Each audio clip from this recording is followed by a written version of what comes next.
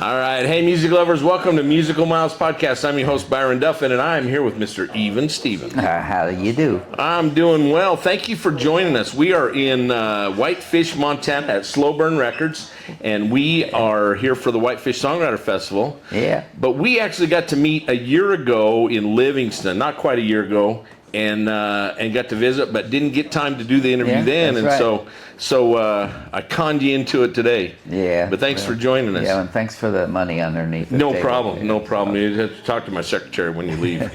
But one thing that we have in common is that you married an Idaho girl. I did. And I'm an Idaho guy, so you're like me. You had to go out of state, but you didn't because she was in Nashville. Yeah, but she was from Twin Falls. From Twin Falls, Idaho. Yeah. I had to go to Arizona to find a girl who didn't know my reputation.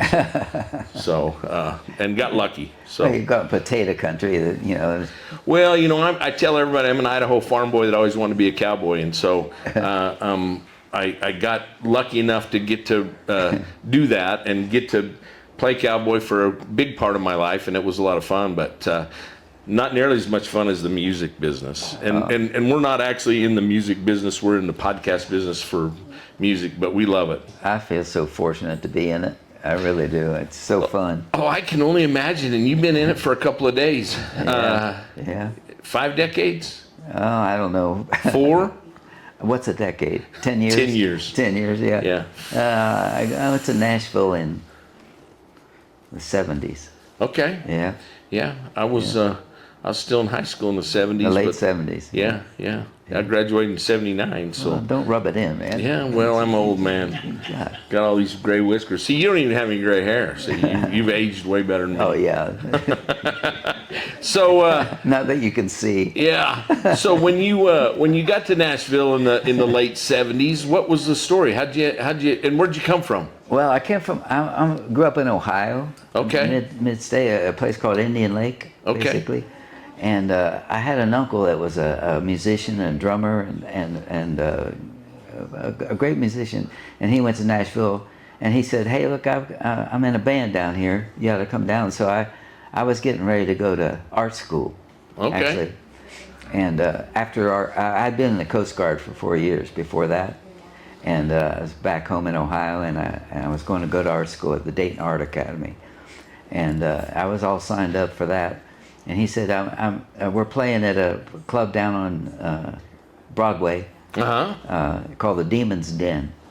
And Okay. he said... No longer there, right? No, well, it's there. No, it's a restaurant now, the Merchant's Restaurant. Okay. But he said, I've been playing it this weekend. You ought to come down and listen. And I was getting ready to go to art school. I said, okay. So I had this Jeep. It's a mail truck, basically. And I drove down there on a Saturday night, and I got there about 9:30 at night because of something that held me up, I remember. But and I went in there, and they were playing, the band was playing, and I stayed till the end. And at the end of it, I went back by the bathroom, and there was a guitar sitting there, and I started playing one of my songs to kill time. And the owner, I didn't know at the time, but was Webb Pierce, the country giant, actually, at that time. And he owned the place. And he walked by me, and he said, he stopped me, he says, he listened to my song, he said, "That song would be great for my daughter to record." And I said, "Really?"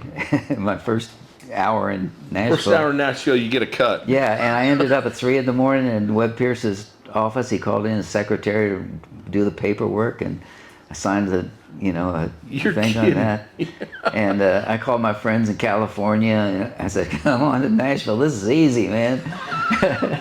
So what happened, it was his daughter Debbie was going to record the song, he told me. So this went on. I stayed in Nashville, and I slept in my Jeep, and I slept in my uncle's attic, and, just kind of made a scent. Whatever it took. Yeah, whatever it took. And I kept going by, and the secretary at his office said, "Oh yeah, she loves your song, and she's going to record it anytime." Webb's daughter. He said, "Anytime." And so every week I go in there, and she'd say that. And finally I went in there, and I said, "Look, if Debbie's not going to record my song, I want it back." She goes, the receptionist says, "Well, I have a confession to make." I said, "What's that?" She goes, "I'm Debbie, and I lost your tape right after I got it." Oh no! But it kept me in town, Sure. So I just stood there in silence going, Oh no, because I was starving to death. I didn't have a cent. I was sleeping in my car and everything. But that kept me in town, and so I owe Webb and his. Did she ever end up cutting it? No, Did you? No, never. that was the end of it. No, but what was happening was Christofferson was starting to happen, and a bunch of guys in that vein. And I thought, I came from California. I'd been in California, and I thought I could maybe fit into this kind of country music. What's starting to happen. So I hung around, blew off art school, and just 3 years later I got a recording. You did finally get your own recording or a No, cut? somebody got Somebody a cut. got a cut on somebody. Yeah. So who was your first cut? Do you remember?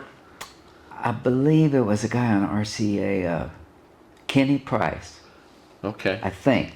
Okay. When I look back, I can't quite remember exactly, but Yeah. I think, and he was a real nice fella. I ran into him quite often pitching songs, but I just that, and in that time period, I ran into and met Eddie Rabbitt at a party, and we hit it off, and Rest is history. yeah, well, it was on the party was on the third or fourth floor of this apartment building, right? And we were standing there talking, and he looked out the window. He says, "Is that your Jeep down there?" I said, "Well, it's not really a Jeep. It's a International Scout." Because there's a difference. Oh my yeah, God. there is a difference for sure. And he goes, "Will you help me move tomorrow?" And I went, "Oh no, just what I wanted to be asked." I went, "Okay." He says, so I show up at his apartment the next night, and it's on like third or fourth floor, and there's a monkey cage in it, and with a monkey in it. Yeah. And I go, "What's that?" And he said, "Oh, that's my JoJo, my monkey."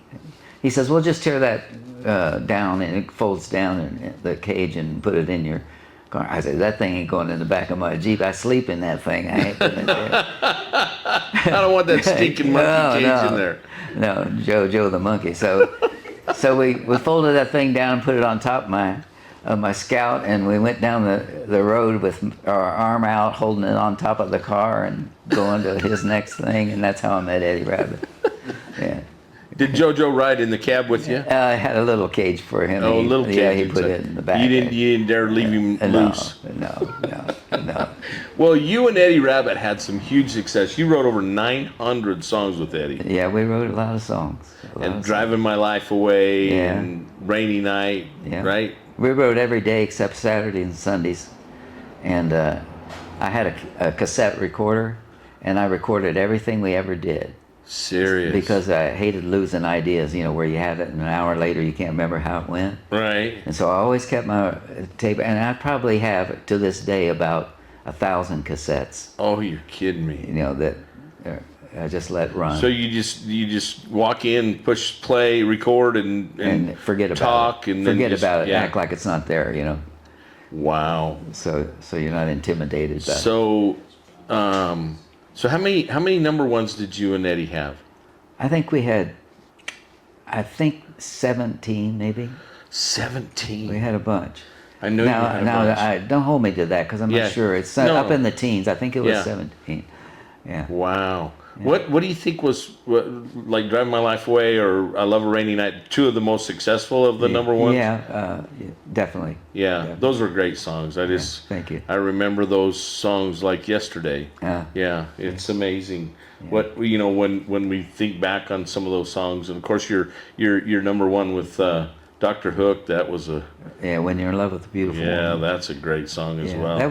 that was number one in 13 countries. 13 countries. Yeah. Wow. Yeah. Funny story. Shel Silverstein was a friend of mine, and he was real tight with Dr. Hook. Okay. And I had When You're in Love with a Beautiful Woman with them, And he called me one night. And he says, "Hey, what are you doing?" I said, "I'm just hanging around the house." He says, "Well, I'm in Scotland, and with Dr. Hook, and they're doing a big show tonight in the Coliseum or whatever it was." He says, or tomorrow night, he says, "You gotta get on a plane, come over here. We're all going to be naked on the stage. We're all going to get naked on the stage."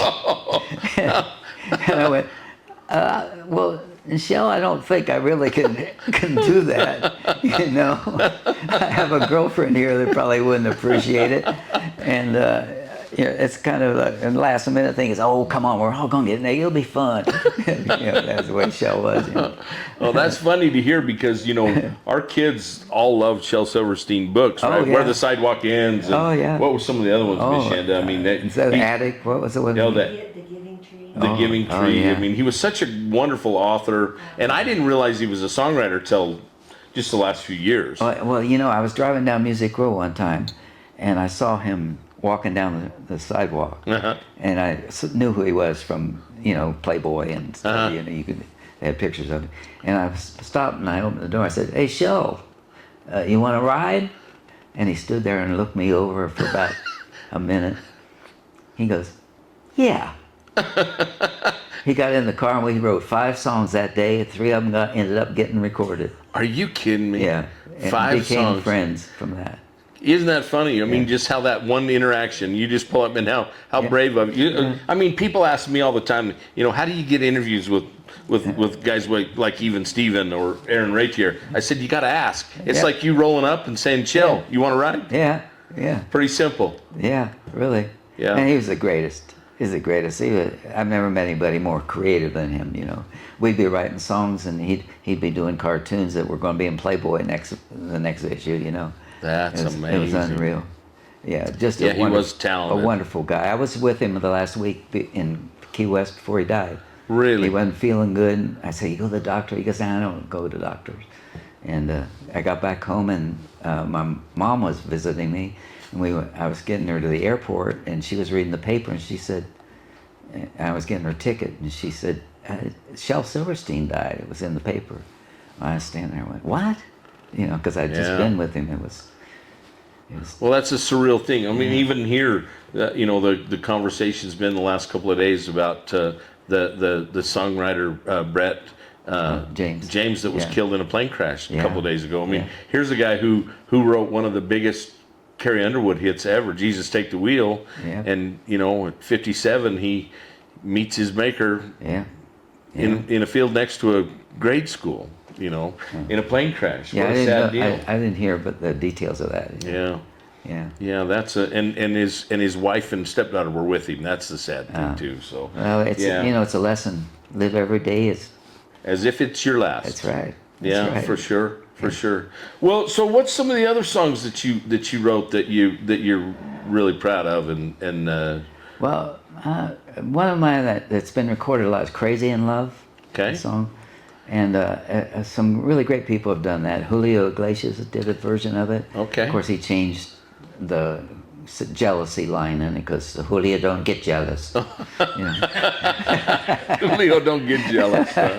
Okay. Right. But that song's been recorded by Kenny Rogers and Conway Twitty. It was Conway's last #1, actually. Oh, wow. Crazy in Love. And Lacey J. Dalton. I remember Lacey J. Dalton. Yeah, she was a dear friend of mine. She still is. She's awesome. She's a real deal, yeah. Sure. Well, you've had a career that's exposed you to a lot of great artists. Kenny Rogers, that's a well, you told a story last night about Kenny Rogers and Love and Only Me, right? Love and Only Me, yeah. Oh, he was great to work with. He was a real professional, just incredible. He was rare. When we were making that record with him, he'd come by and throw on a vocal, and we'd overdub on it and stuff. Me and David Malloy were in the studio out in one of his studios out there, and he was so easy. He'd say, and you go. It took a lot of guts on my part. I go over the intercom. I go, that was good, Kenny, but I don't think you really hit it on that. And which really surprised me that I would say that to him, because he was like. Did he take it okay? Oh yeah, perfectly. And he'd go, okay. And he'd want us to rewrite some of the song as he'd come. Well, what was happening? We were at his studios, Lion's Share Studios, it was called. Okay. And he had 3 studios there. And in our studio, we were doing it. And another studio, the guy from, David Foster was producing him in one studio. and Lionel Richie, Oh, and the other one. wow. So he was going from studio to studio in his own studios, doing vocals, right? Okay. And I was singing the basic track as Sure. we put the track down, and then he'd come in and give it a shot, you know, and he kept saying, well, you sure that line's good? And so I'd rewrite the song, or we would, or whatever. And finally, after about 3 days of that, he came in and he said, what do you think, Eve? And I said, I think it was right at the beginning. And he goes, well, let's go with it. Really? Yeah, and he went out there and sang it like that, and that was it. But I really did feel that way. I thought we Sure. were rewriting something that was already right, but he was Kenny Rogers, right? Yeah. Oh, I would guess. I Yeah. mean, I would assume that you would have a professional come in and you're writing it for him. Yeah. That he would have some input, but like you say, you get all done and say, I think it was better the first round. Right, Yeah. right. Well, that. I'm sure that you had some interesting experiences with some of those artists over the years. Oh, you bet. Yeah. You bet. Yeah. Who besides Eddie? Because you wrote a lot of music with Eddie, and Eddie cut a lot of those songs. Mm-hmm. What other, and obviously, the ones that you've mentioned, but anyone else that comes to mind that you really enjoyed working with? Well, for a year or so, J.D. Souther used to come in Okay. to Nashville, and we became friends and wrote some songs together and everything. And it was interesting working with him. He was picky, which is not negative to me. Sure. You know, because he knew what he was good at. Right? Sure. So a lot of rewriting and stuff. I learned a lot from people like that, and Kenny, that you got to roll with it, see what because they got instincts that are good, or they wouldn't be famous. Sure. So sometimes it turned around that they were totally wrong, and that we just went back to the original. But quite often, they had good ideas like that. Sure. But that's part of songwriting. So have the majority of the songs that you've been involved with, have they been co-writes, or have you written a lot of stuff on your own as well? Oh, I've written a lot of songs on my own, but most of the hits were co-writes, Were they? I would think. Yeah. Was the Dr. Hook a co-write? No. That was yours. No, That's all you. Yeah. That's a great That song. happened. I was going with a girl who was a singer in a band at the Holiday Inn in Nashville. Okay. And she was really a great singer, actually. She was in a band, and I went over to see her when she'd get off stage one night. And I was sitting at the bar waiting for her to get done, and she never made it over to me because all these guys were hitting on her. And it really irked me. Sure. So I just got up in a huff and just went and got my Jeep, and I was heading home. Still had the Jeep. Yeah. Well, a different one. Oh, okay. And on the way home, in that 15 minutes, I wrote "When You're in Love with a Beautiful Woman" Really? in my head. And I walked in, I picked up the guitar, and I knew exactly how to play it. And I sat there and I went, this is good. This is good. Revenge. Yeah. Well, no, I wasn't thinking that. That all went by the way because I had written something I thought was really good, But it was inspired by the real thing, Sure. So, Well, I think the best songs are they not? yeah, I think so. Yeah. Usually. Yeah. Usually we embellish on them, And, Well, sure. What was kind of the backstory on like some of the Eddie Rabbitt songs, like "Driving My Life Away"?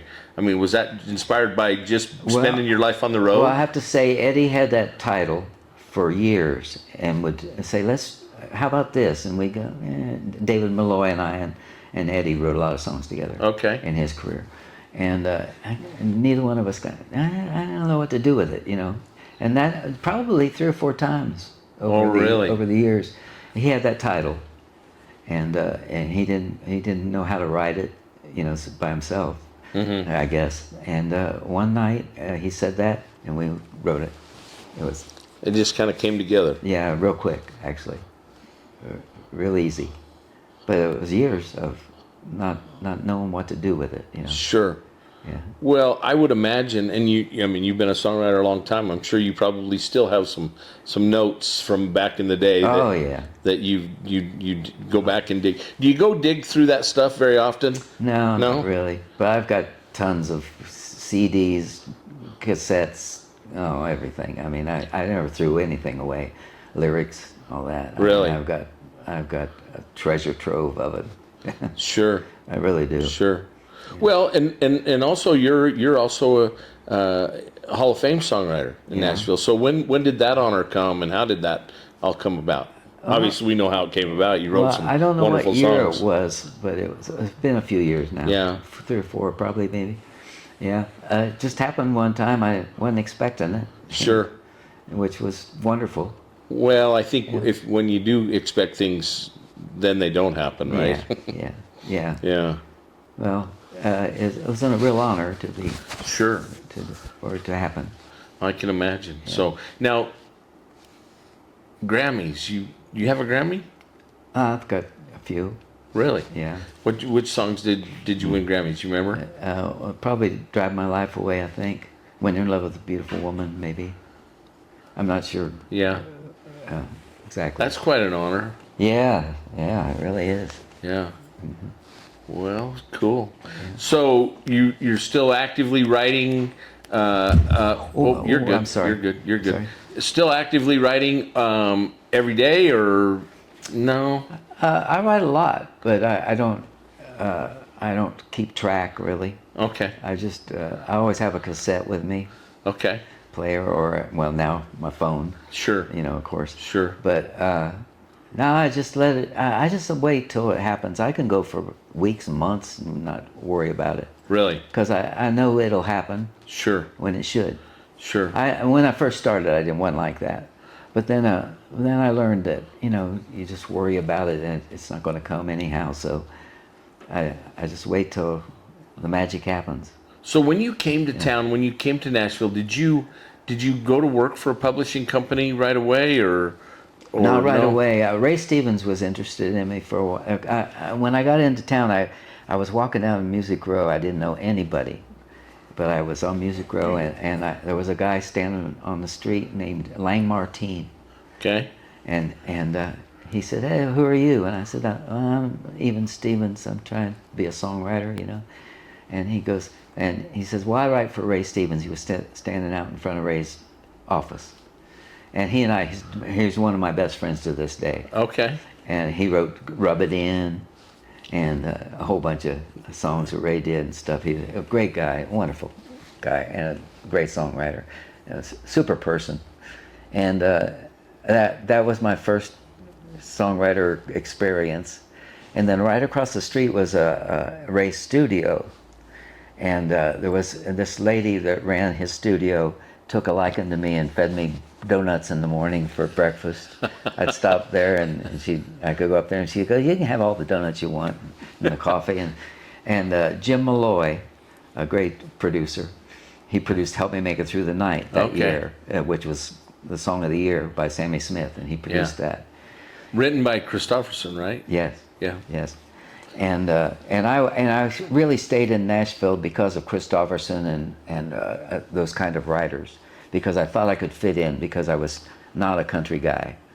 I was from a country town, but my music ideas were not country, really. I came from California for some years there, so it really wasn't hard country was not my love. Sure. And but there was a woman that ran his offices, that really liked me, and she fed me donuts and let me drink their coffee every morning and everything, and I slept in my Jeep, and I was coming. She kept you alive. Yes, she really did. and I was walking to my Jeep one day, and a kid in a Porsche pulled up and jumped out, and he said, "Are you Even Stevens?" I said, "Who wants to know?" And he says, "Well, I'm David Malloy, and my dad's Jim Malloy." And I knew who that was because he had produced "Help Me Make It Through the Night." Right. And that was knowledge I knew because I looked at records like that. And he says, Gene up at Ray's office told him that you were really a nice fellow and a good songwriter, and he wants to meet you. This episode of Musical Miles Podcast is sponsored by Stetson, a true symbol of Western heritage and American craftsmanship. For generations, Stetson has stood for quality, style, and authenticity. Stetson, built for those who live the music and the lifestyle. So I walked over there, about a block, and I had a meeting with him, and at the end of the meeting he says, "You know what we're going to do, Even?" I said, "What?" He says, you're going to sign with me as a songwriter, and you're a publisher. I'm going to teach you the publishing business and get you a house to live in, and we're going to have hit after hit and have a great career together. I said, I'm in. Where do I sign? And that's just how it went. That's cool. That's Yeah. a great story. Yeah. Well, that's a kind of a dream story for a lot of people, because my most people gosh. come to town and never get those opportunities. Yeah, well, I had other opportunities, but they weren't right for me. I just knew it. You know, I'd put it off or go, I don't know for sure if I should do that, you know.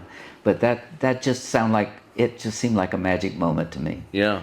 And Yeah. he was a real smart guy, I could tell. He was, and he had the #1 song on the charts right Right. that he produced. So, is there anyone that you would like to have worked with that you didn't get the chance to work with? Yeah, well, I didn't get to work enough with Townes Van Zandt. Yeah. I really liked him. He was a troubled person. Yeah. Actually, I have to say that now, but I mean, he did have devils. Yeah.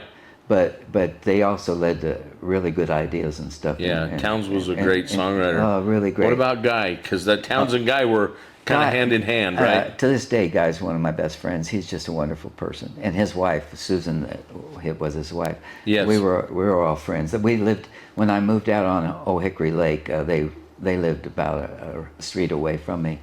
And I spent a lot of time with them. And I really respected Guy. What a songwriter. And Susan, too. She was really awesome. One of my favorite songs is a Guy Clark song that he never cut, that Lyle Lovett cut, Step Inside This House. Uh-huh. He said that, now according to Lyle, that was the first song that Guy ever wrote, but Yeah. he never did cut it. Yeah. And he told Lyle, he said, I wish you'd quit playing that song. And he said, why? And he said, because it's not that good. Well, you know, it's funny because he's that way.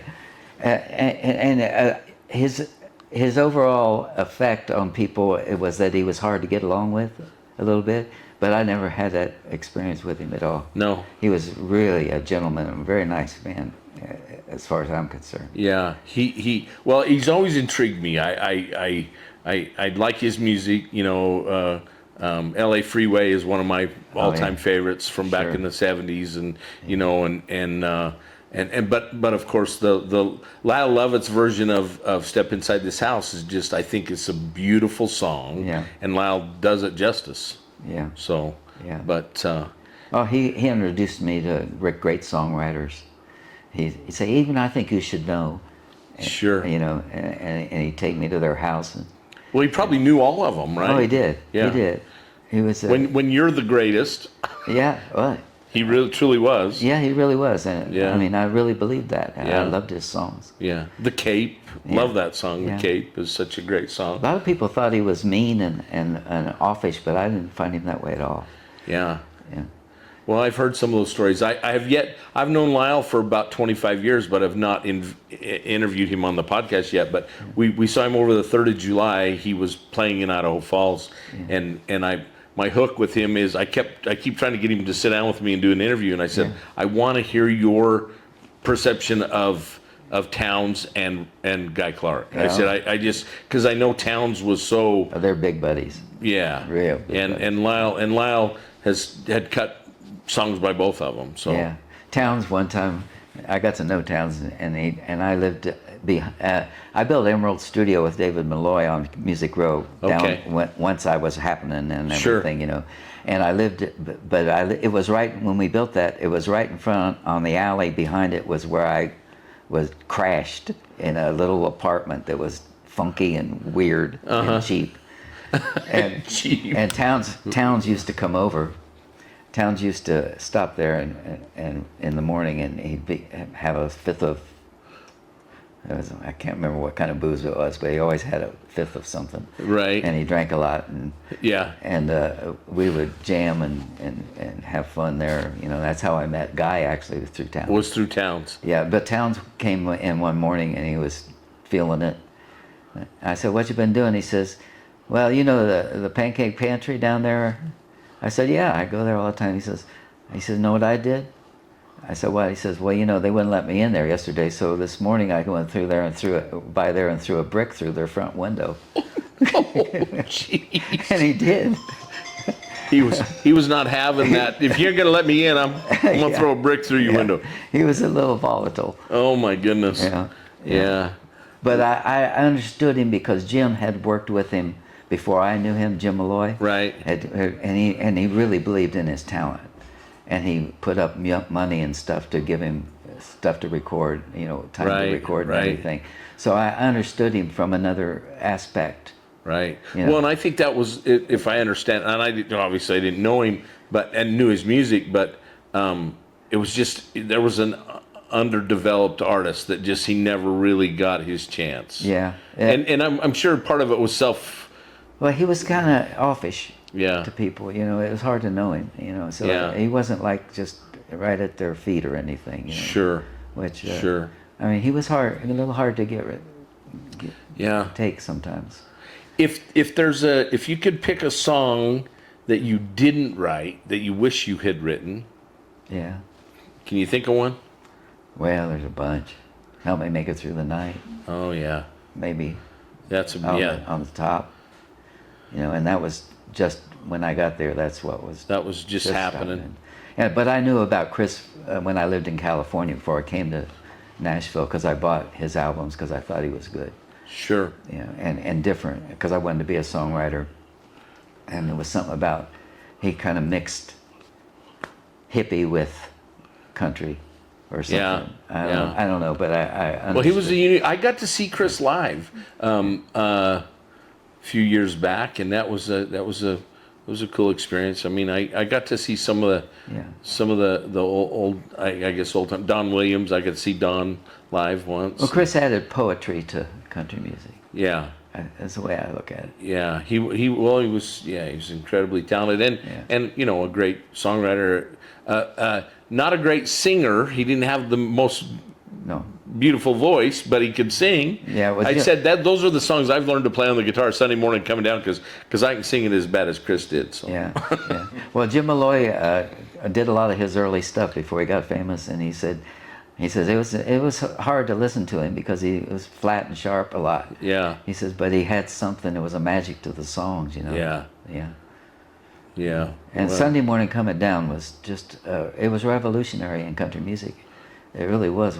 We got Johnny Cash to cut it, right? Yeah. He landed on his property probably with in a helicopter. Yeah.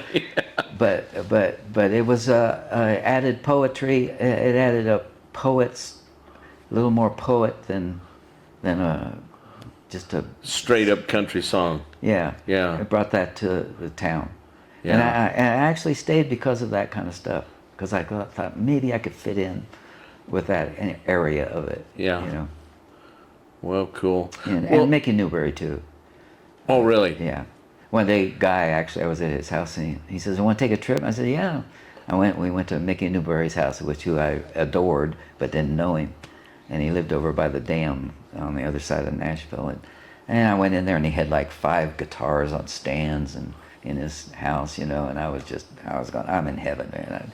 I mean Mickey Newbury, and it's just what it should look like. And, and he was really nice fella. I got to ask you about your guitar, because your guitar has you've got your number ones written around the edge of it. Is that right? Yeah. What brand of guitar is that? It's a guy named. You would ask me that. Oh, sorry.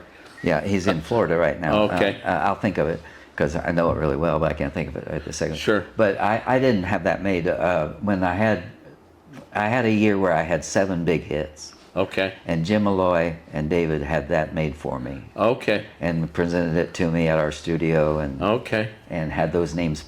So that's the 7 hits from that year. Yeah, that outside line, and then over the years, when I had any more, I had them added by a calligrapher to it. Yeah. Yeah. Yeah. Well, it's a lot prettier and cleaner than most of these autographed guitars I have. They get a little wild. Yeah. Well, it's called Lucky. Yeah. No, that's no. I mean the guitar. Oh, the guitar is called Lucky. I was going to say, there's nothing lucky about what you've done in your career. I don't know worked about hard. You've worked hard. Well, I'm sure there always has to be some luck involved in our lives, and so. But listen. Even this has been a lot of fun. You're more than gracious with your time. We appreciate you sitting down with us. We would love for you to play us a song on this Teton guitar if you got something in Okay, mind. let's see. There's a capo on there and there's a pick right there. Does this need So to be that's held? for that other deal. I can reclip it. It just clips on this microphone right Okay, here. I'm not sure. I thought I needed a shave there for a minute. There you go. Yeah. Well, let me see if I can come up with some here. Yeah. And I don't know if you need a pick. There's a pick right No, there. I don't need a pick.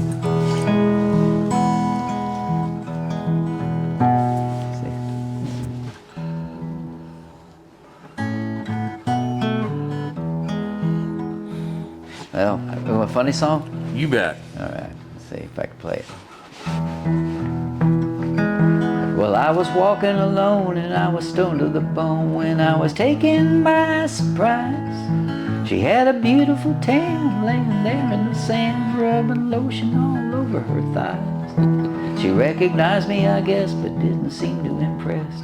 She was playing hard to get, but I turned on the charm. She walked away on my arm for a night I know I'll never forget.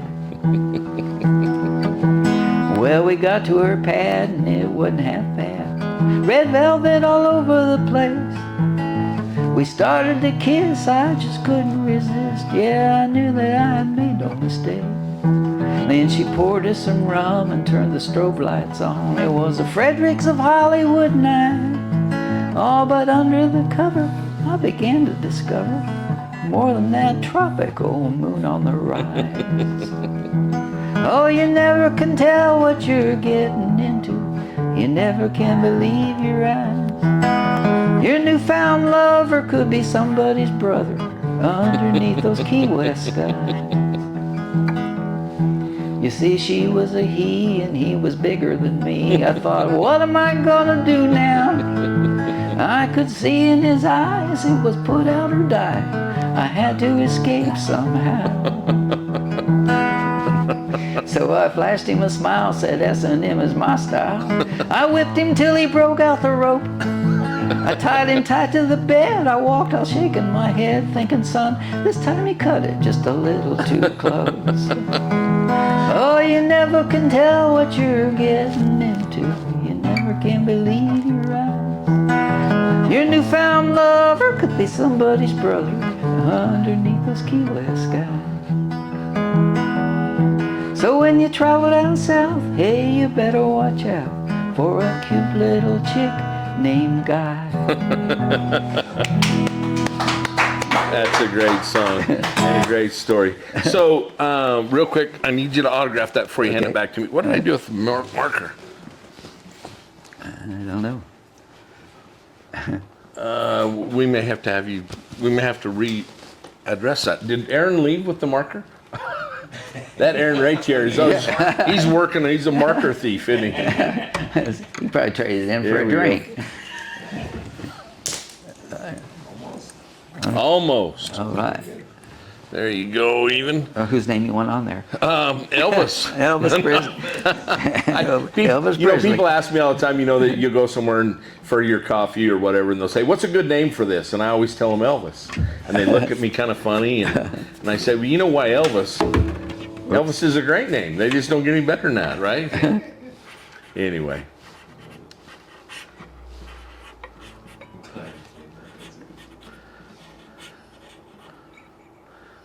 Here you go.